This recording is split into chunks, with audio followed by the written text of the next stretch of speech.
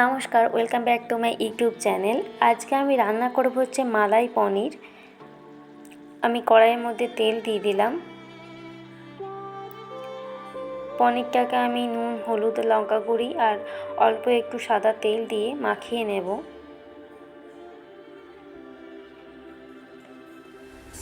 ভালো করে মাখিয়ে নিতে হবে।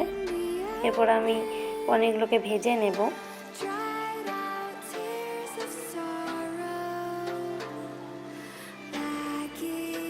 ভাজা হয়ে গেছে।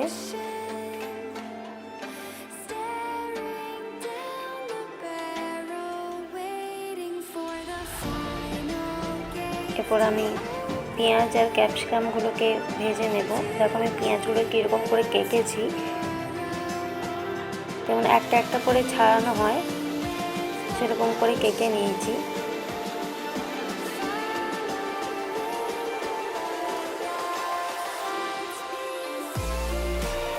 খুবই অল্প করে ভাজতে হবে।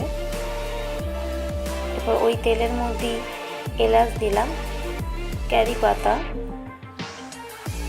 শুকনো লঙ্কা, জিরে, কালো জিরে, মৌরি, পেঁয়াজ দিয়ে দিলাম। পেঁয়াজটাকে আমি এবার ভেজে নেব।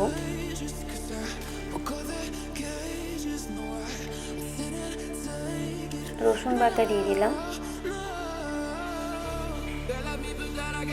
রসুনটা তখন ভাজা হোক, ততক্ষণে আমি একটা ব্যাটার বানিয়ে নেব। দই দিয়েছি, পোস্ত বাটা, কাজু বাটা দিয়ে দিয়েছি, টমেটো সস,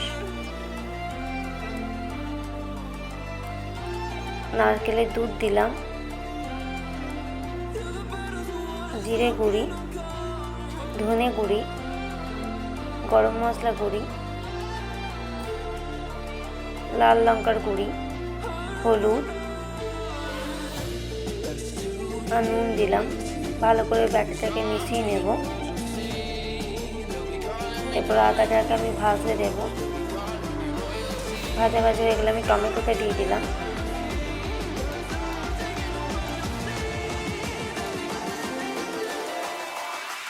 টমেটোটা যাতে নরম হয়ে যায় তার জন্য একবার ঢাকা দিয়ে দিয়েছিলাম। এরপর ওই ব্যাটারটা আমি দিয়ে দেব।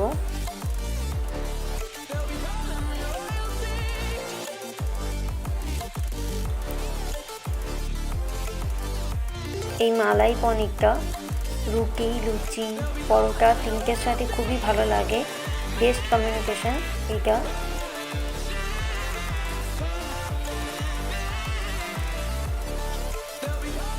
মশলাটা আমার হয়ে এসেছে। আমি পনিরটা এবং ক্যাপসিকাম, পেঁয়াজটাও দিয়ে দিলাম।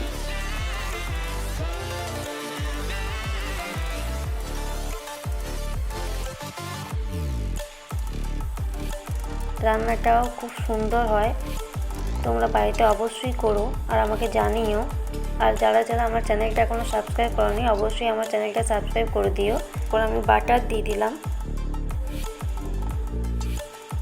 একটু জল দিলাম, চিলি ফ্লেক্স দিলাম,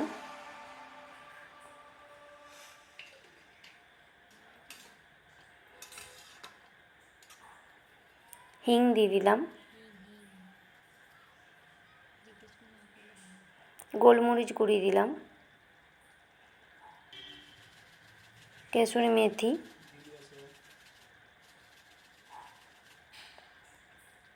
ধনে পাতা। একটু ঢাকা দিয়ে দেখো কত সুন্দর রান্নাটা হয়েছে।